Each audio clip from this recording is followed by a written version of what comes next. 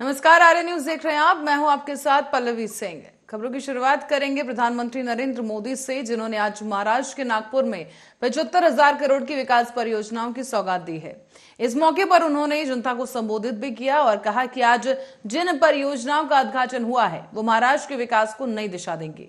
ये परियोजनाएं राज्य में बुनियादी ढांचे की समग्र दृष्टि प्रदान करती हैं और ये सबूत है कि महाराष्ट्र और केंद्र में डबल इंजन की सरकार कितनी तेजी के साथ काम कर रही है।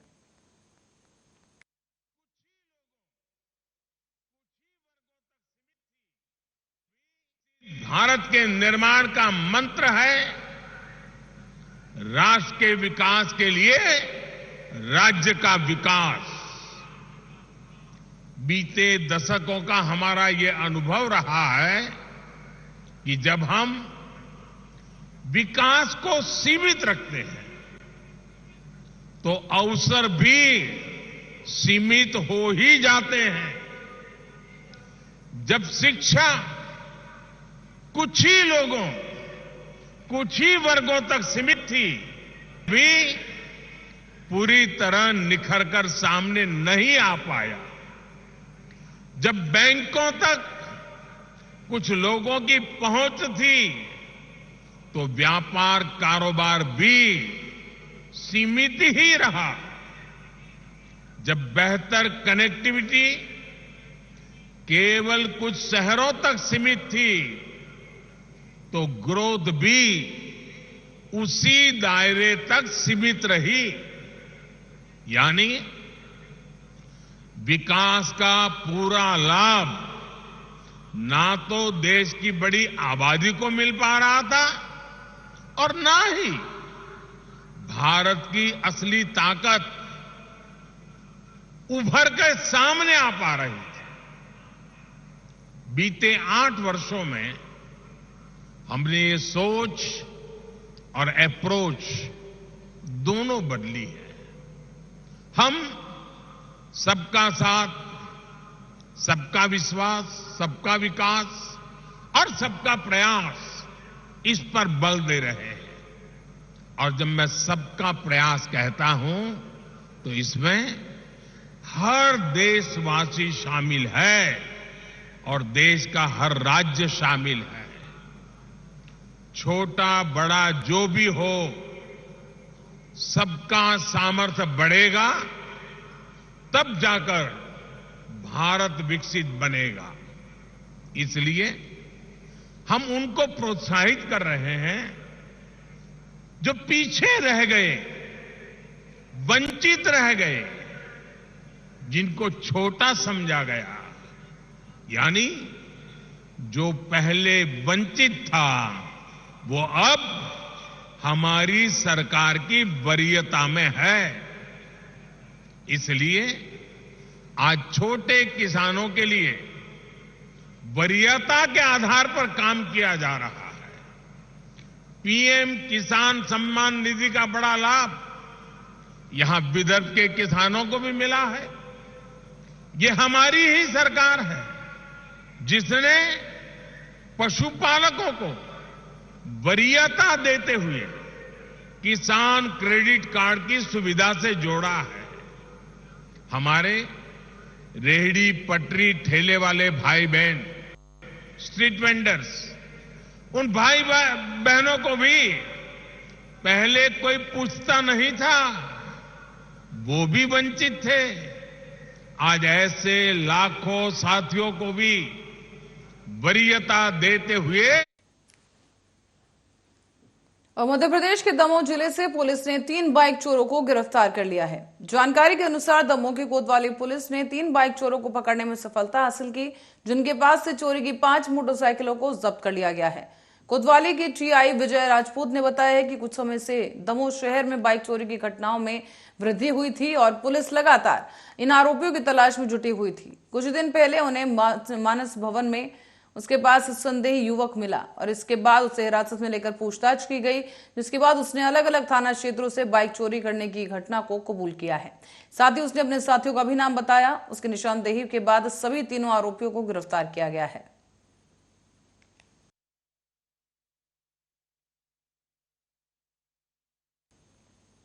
और मध्य प्रदेश में मौसम लगातार करवट बदल रहा है। कुछ दिन पहले कड़ाके की सर्दी थी और वहीं एक दो दिन में बादल छाए रहे।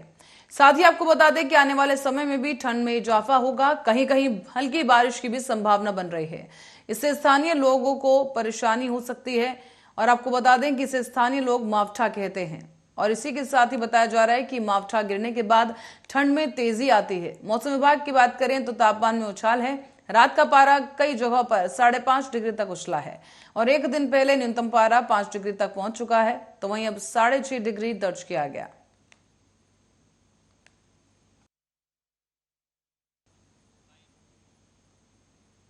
और पूर्व राष्ट्रपति प्रणब मुखर्जी की जयंती पर आज मध्य प्रदेश के मुख्यमंत्री शिवराज सिंह चौहान ने उन्हें नमन करते हुए उनका स्मरण किया है।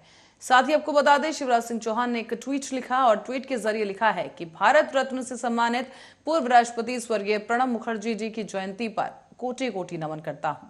कठिन परिस्थितियों में भी राजनीति के उच्च आदर्शों का पालन करने वाले आप जैसे नेता सदैव युवाओं के लिए प्रेरणा स्रोत रहेंगे। सीएम शिवराज ने ट्वीट के माध्यम से राष्ट्रीय स्वयंसेवक संघ के तृतीय सरसंघ संचालक मधुकर दत्तात्रेय देवव्रत की जयंती पर उनका भी स्मरण करते हुए उन्हें श्रद्धा सुमन अर्पित किए हैं। साथ ही शिवराज ने लिखा है इस दौरान कि देवव्रत के राष्ट्रवादी विचार सदैव देश और समाज की उन्नति के लिए हम सबको प्रेरित करते रहेंगे।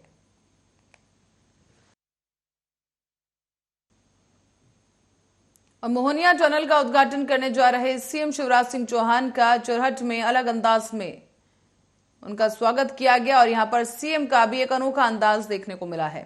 हुआ कुछ यूं कि चुरहट के सर्रा में आदिवासी विद्यालय परिसर में हेलीपैड बनाया गया था और वहां उतरने के बाद वो मोहनिया जाने के लिए कार की ओर बढ़े तो तभी स्कूल के बच्चों ने मामा मामा आवाज लगानी शुरू की।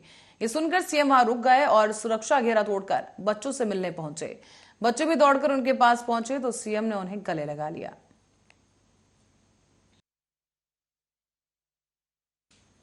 मध्य प्रदेश के जबलपुर में पर्यटन विकास निगम के द्वारा आज मैकल रिजॉर्ट बर्गीबांग में पर्यटन को बढ़ावा देने के लिए करीब 1.5 किलोमीटर की नौका दौड़ का आयोजन किया गया है। इसमें करीब 17 स्थानीय मछुआरों ने भाग लिया और इस आयोजन के माध्यम से साहसिक पर्यटन का प्रदर्शन किया गया है। इस दौरान मध्य प्रदेश पर्यटन विकास निगम के अध्यक्ष विनोद गोटिया ने बताया और मीडिया से बात की, कहा कि वर्षों से नौका चलाने वाले मछुआरों को प्रोत्साहन मिला है। साथ ही इसे आगे भी जारी रखने का प्रयास करा जाएगा और इससे ये प्रतियोगिता हर साल की जाती रही है।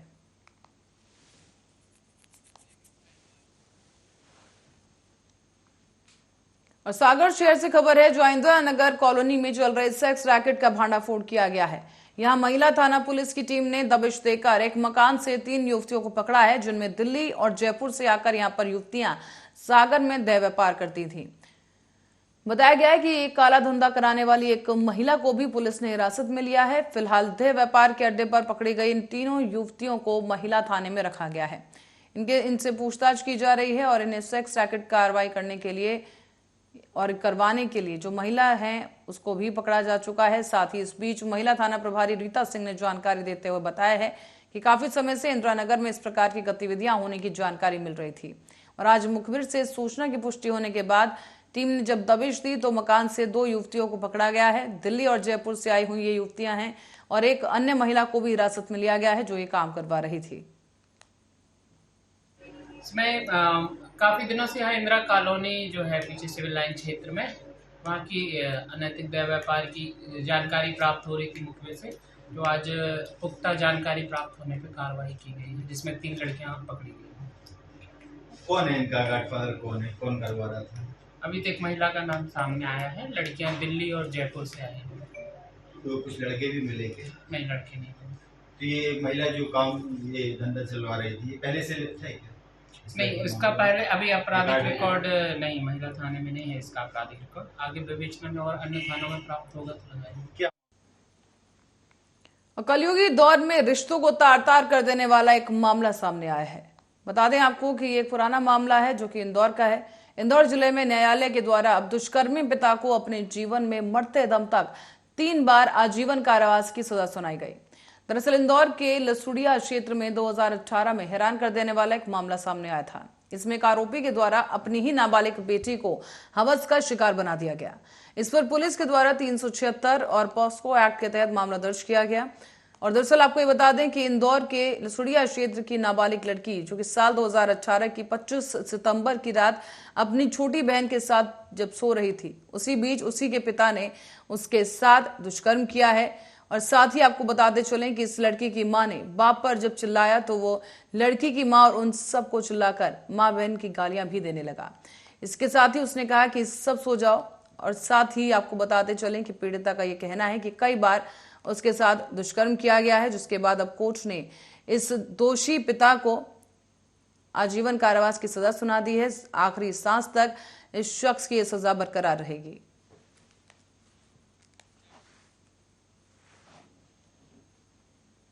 और जबलपुर से खबर है जहां हैरान कर देने वाला मामला सामने आया। बताया जा रहा है कि एक तरफा प्यार के चक्कर में एक छात्रा पर जानलेवा हमला कर दिया गया है।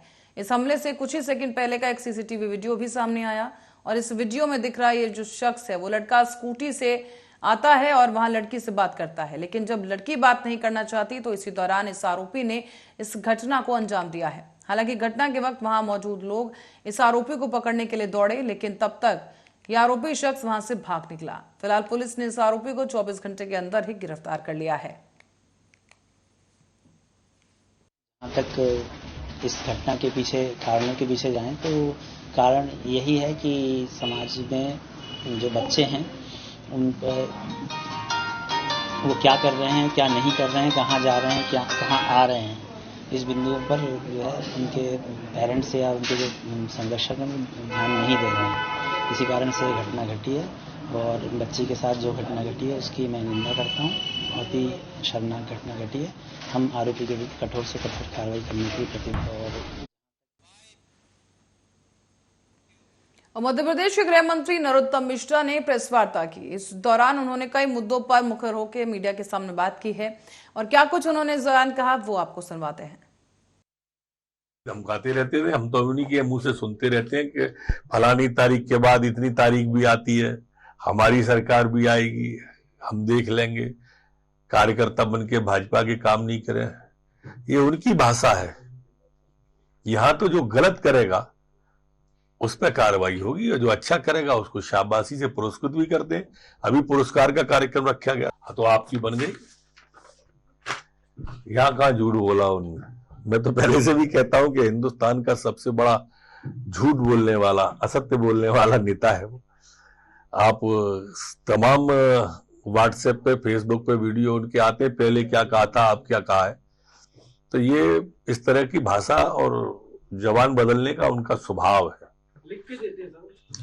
लिख के दिया वो भी सब झूठ निकला ना। चुनाव प्रचार का उनका अपना एक ये तरीका है, लेकिन अब जनता की समझ में आ गया है। सवाल दिल्ली की समझ का है तो मैं समझता हूं दिल्ली के मतदाता भी जल्दी समझ जाए। मध्य प्रदेश में गुजरात का इतिहास दोहराया जाएगा, आप देख लेना। यहां भी ऐसी ही मेजोरिटी मध्य प्रदेश के अंदर भारतीय जनता पार्टी की आने वाली है। कार्रवाई तो तत्काली प्रभाव से उन पर कर दी थी। प्राचार्य, दोषी जो भी शिक्षक थे उनको बर्खास्त कर दिया गया था, सस्पेंड कर दिया गया था और इन सब की प्रोफाइल की भी हम जांच करा रहे हैं। क्या इनके कोई कनेक्शन? ये इन कनेक्शनों को भी जांच कर रहे हैं। क्या कोई देशद्रोही तत्व जो होते हैं उनसे इनका कनेक्शन था या पीएफआई जैसे संगठनों से इनका कोई कनेक्शन था, जो समाजद्रोही लोग हैं उनसे इनका कनेक्शन था। इन सब की बारीकी से जांच इन सब की जा रही है। और मध्य प्रदेश के निवाड़ी जिले में एक पुलिस अधिकारी की विदाई यादगार बन गई। जिसने भी इस विदाई को देखा और सुना इसके बारे में वो हैरान रह गया कि क्या पुलिस अधिकारी को ट्रांसफर देने के बाद लोगों को ये ट्रांसफर रुला सकता है। ये अपने आप में सवाल था, लेकिन यहाँ जो नजारा देखने को मिला वो वाकई भावुक करने वाला था।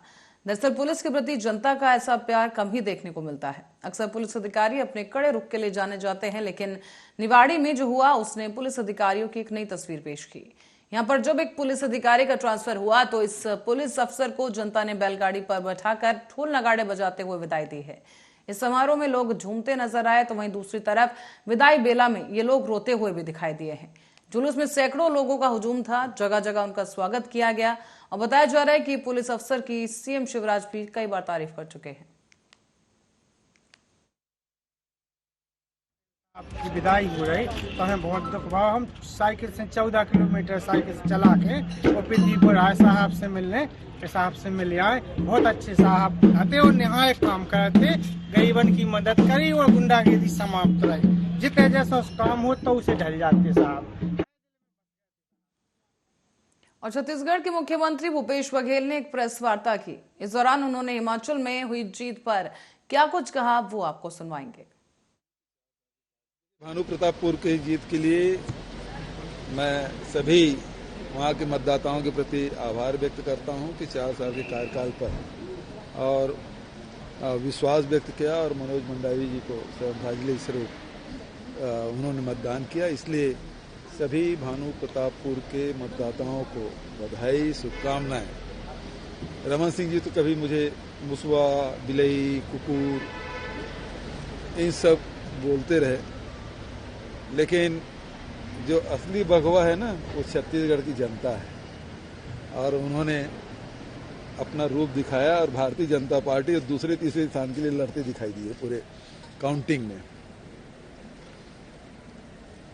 हिमाचल प्रदेश में बड़ी जीत हुई और वहाँ की जनता ने कांग्रेस पर भरोसा किया। खरगे जी के अध्यक्ष बनने के बाद ये पहली जीत है। प्रियंका जी ने धुआंधार प्रचार किया और लोगों ने उसकी बातों पर विश्वास व्यक्त किया।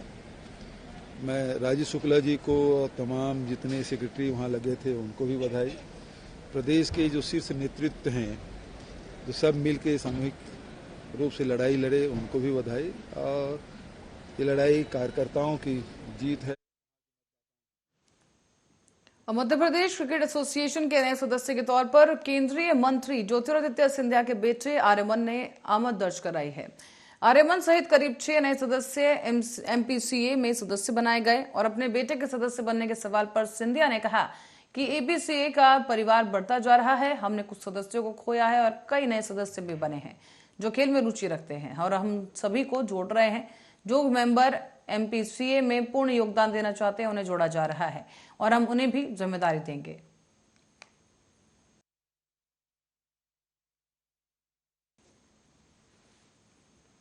और हत्या कर लूट और आगजनी करने वाले एक आरोपी को आजीवन कारावास की सजा सुना दी गई है। बताया जा रहा है कि यह मामला दमोह का है, जहां पर एक बदमाश ने महिला के घर में घुसकर लूट की कोशिश की और जब महिला ने विरोध किया तो इस अपराधी ने उसकी हत्या कर दी और घर में आग लगा दी है। एडीजी श्री के मिश्रा साहब के न्यायालय में बहादुर राय का एक मामला था, जिसमें दिनांक 6-7 जुलाई 2017 की घटना थी। उसमें आरोपी बहादुर राय जो है मृतिका चमेली बाई के घर के अंदर घुसा लूट करने की नियत से। अचानक वो जाग गई तो उसने उसे नीचे पलंग के नीचे गिर गई झीने झपटी में, जिस पर क्या हुआ कि उसने उसके गले पर लात रख दिया, जिससे फड़फड़ाने लगी और उसके अलमारी के कपड़े वगैरह उसके ऊपर डालने लगा। तभी उसकी माँ जो है जानकी बाई पानी मांगने के लिए उठी। वो अति वृद्ध थी। जैसे ही बहादुर राय ने जानकी बाई की आवाज़ सुनी तो उसके ऊपर भी झपटा और उसके साथ भी मारपीट की और उनका भी गला दबाया। उसे लगा कि वो मृत हो गई है, लेकिन वो जिंदा थी। और उसी समय उसने जेवरात वगैरह की चोरी की, वहाँ से लूट की और मोबाइल वगैरह लूट किए और उनके घर में आग लगा दी, जिससे सारा सामान जल गया। मृतका चमेली बाई की मौत हो गई, उनका शरीर भी जल गया था। आहत जानकी बाई ने फिर मोहल्ले के लोगों को जगाया। उसके बाद लोगों ने आग बुझाई, पुलिस आई, मामला पंजीबद्ध हुआ और अभियोग पत्र जो है धारा 302, 460, 436, 201 के और 392 के अंतर्गत माननीय न्यायालय हटा के समक्ष प्रस्तुत किया गया था। विचारण उपरांत माननीय न्यायालय ने आज उसे बहादुर राय को दोषी सिद्ध पाते हुए 13 आजीवन कारावास दिया है। धारा 302 में आजीवन कारावास, धारा 460 में आजीवन कारावास और धारा 436 के अंतर्गत आजीवन कारावास, 392 में 5 वर्ष के कारावास और 201 में धारा 201 के अंतर्गत 3 वर्ष का सश्रम कारावास दिया है। और इसी के साथ ही मध्य प्रदेश और छत्तीसगढ़ बुलेटिन में फिलहाल के लिए इतना ही। देश और दुनिया की तमाम खबरों के लिए देखते रहिए आर्य न्यूज।